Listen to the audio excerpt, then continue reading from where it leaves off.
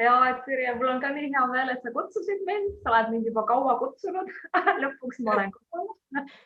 Et ma sattusin siia tegelikult juba päris ammu. Et see oli aasta 2003, kui ma tulin Kreekasse esimest korda vabatahtlikuks.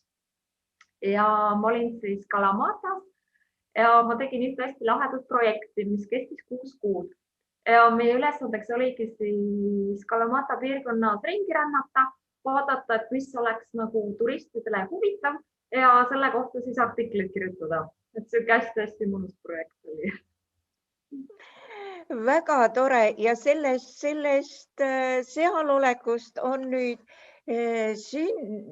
tulnud Eestisse sinu tooted, mida ma olen 1,5 aastat müünud oma juustupoes ja need näidised ülipopulaarsed meie inimeste seas. Ja kui ma räägin ära selle, mul on see lahtine kodune, kuna ma teen seda kodus, eks ole, lahtine kodune õlipudel, mis on minu lemmik. Ja siis on saanud ka külastajate lemmikuks meil ja kui ma räägin selle ära, et see on eestlase retsepti järgi tehtud, siis absoluutselt kõik ostavad ja need imelised oliivid ja siis on veel maiasmokkadele halva. Räägi, kuidas Kreekas õli kasutatakse? Kuule, Kreekas kasutatakse õli igale poole. Ma tean, et Eestis ollakse hästi mures, et õli, et kuhu ma panen, et kas tõesti ainult salatisse, et mis ma veel teen. Aga Kreekas on tõesti nii, et ühel Kreeka perenaisel ongi selline suur õlikanister, tegelikult meil on päris suured. On kraanikausi all sellises tünnis, kus ta siis pumpab endale pisikeste õlikannu ja ta kasutab seda küpsetamisel, ahjus, praadimisel. Ja näiteks õli kohta räägitaksegi, et oliiviõli et ei tohi praadida. Sellega on siis nii, et oliiviõli tegelikult, kui ta kuumutada kuni 200 kraadi Celsius, et selleni ta on väga hea, et tal maitseomadused säilivad. Et mida ei tohi teha, ei tohi teda kärssama lasta. Kui toit kõrbeb, siis tegelikult ta ei sobigi söömiseks. No aga tegelikult ei tohi ühtegi õli ju kärssama lasta. Täpselt. Igatahes toidud tulevad oivalised selle õliga. On väga hea ja mis on Kreeka nagu selliste perenaiste nipp ongi nii, et kui sa alustad nagu toidu tegemist, paned näiteks potipõhja õli, siis pruunistad oma sibulad, värgid ära, teed selle toidu valmis ja siis, kui toit on valmis ja sa oled alt ära keeranud, siis valid nagu sortsu oliiviõli ja siis jätad ta nagu seisma, et siis oliiviõli seob kõik need maitsed. Ta annab hästi hea maitse nüansi sinna lõpuks. Igal juhul populaarne on ta ja järjest populaarsemaks saab ja inimesed saavad järjest teada, mis asi see on. Ja ma usun, et see laiv aitab ka sellele kaasa. Hästi tore. Aga nüüd on need oliivid. Need on ka väga põnevad. Esiteks, nad on väga ilusad. Nad on värvilised. Küsitakse, kas siin on mitut sorti sees? Et miks nad värvilised on? Miks osa on punased, osa on rohelised?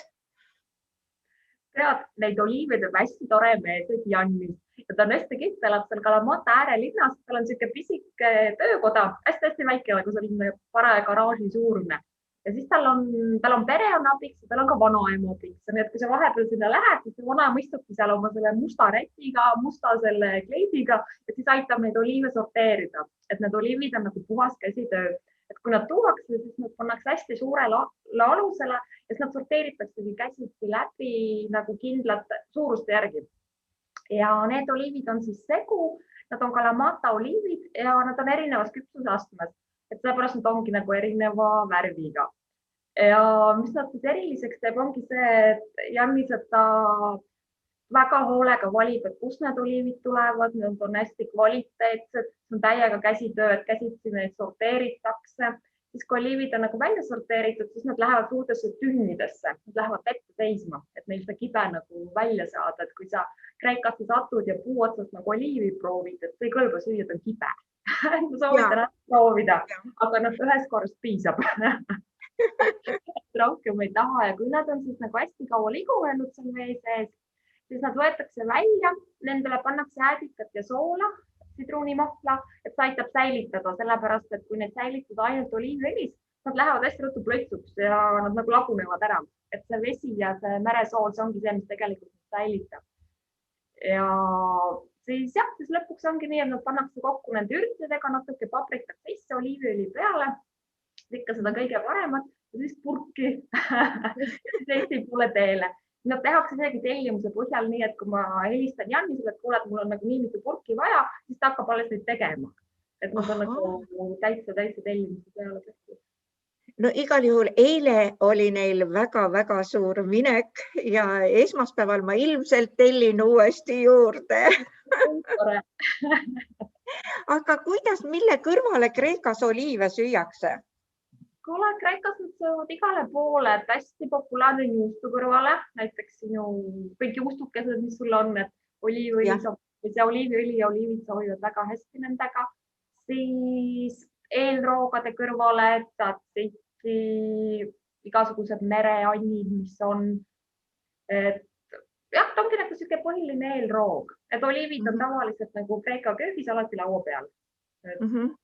No nii tore, nii tore. Aga siis maiasmokkade suur lemmik. Halva, see on tõeliselt hea.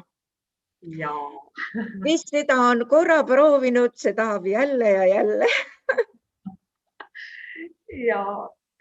Miks see halva nii eriline on? Me oleme harjunud ju siin nägema, halva on selline õline, rasvane, aga see on selline kerge nagu vaht.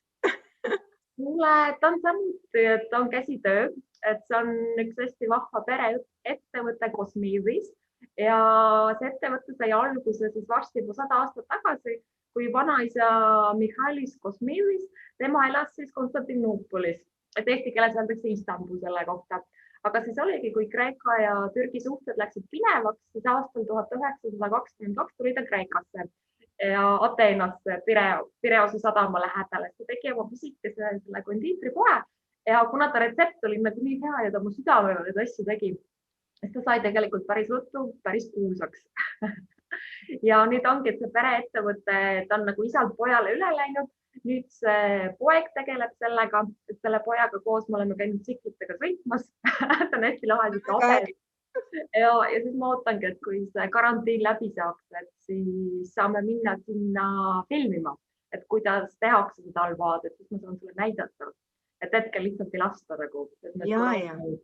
Aga miks ta on armastusega tehtud, tal on hästi head koostisained ja halva on nagu hästi kasulik, sest ta tehakse seesamist. Ja seesamis on nagu täielik Mendelejevi tabel, et kõik need vitamiinid, seal on magneesiumid, tsinki, kaltsiumid. Lausa kirjutasin välja, need oli nii palju mangaani, kiudaineid, rauda, fosforit, et ta on nagu hästi kasulik. Või ta on tõesti nagu Mendelejevi tabel siis? Ta ongi ja samuti on nii, et ta toetab immuunsussüsteemi, ta annab energiat, seda süüakse hommikusöögiks hästi palju. Näiteks eile me rääkisime Katiga, kes on Jordaanias. Tema ütles, et Jordaanias võetakse seda kõrbesse näiteks kaasa, kui minnakse matkama, sest ta ei sula, et sellepärast on hea ja ta annab energiat. Ja samuti süüakse näiteks hommikusöögiks ja tihti isegi sellise pita saia vahel, nagu et pannakse 2 saia omavahel kokku, sinna vahele halva ja siis süüaksegi, et on hästi lihtsalt. Väga huvitav, kas nojah, ütleme hommikukohvi kõrvale, seepikusaia kõrvale. Kas mõne asjaga veel koos kõlbab nagu teda maitsta? Ja näiteks hommikupudru sisse väikseid tükikesi, puuviljasalatisse, juustu kõrvale on ta väga hea, veini kõrvale on ta väga hea, selline magus on vein. Juustu kõrvale? Ohoo! Kõrvale ja proovi. No väga äge. Kas see juust peaks olema noorem juust või vanem juust? Sa pead katsetama. Seda peab katsetama, maitsma, kuidas on ju? Et kuidas nagu meeldib. Et mul endale maitseb, kui on selline magusam või nagu maheda maitselised juustud. Aga mitte, meil on Kreekas natuke teised juustud. Väga äge. No väga tore. mul on tõesti rõõm neid müüa. See on nii vahva, et me üksteist leidsime. Ma olin selle juures, kui sul sündis see mõte hakata seda äri üldse tegema. See kõik on nii imeline. Ja on. Ja ma tahan sulle halvaa kohta tegelikult veel üks asja öelda, mis mul tuleb meelde, et kui keegi ütleb, et ta nagu liiga magus, siis on 2 varianti. Siis on steeviaga halva ja teine variant on sidrunimahla natuke peale pigistada. Et siis ta nagu läheb maitselt natuke mahedamaks. Ahah, praegu meie ostjate lemmik on see kakao ja vaniljega. Siis on teil veel vaniljega, eks ole, mandlitega. Mandlitega ostetakse ka väga palju.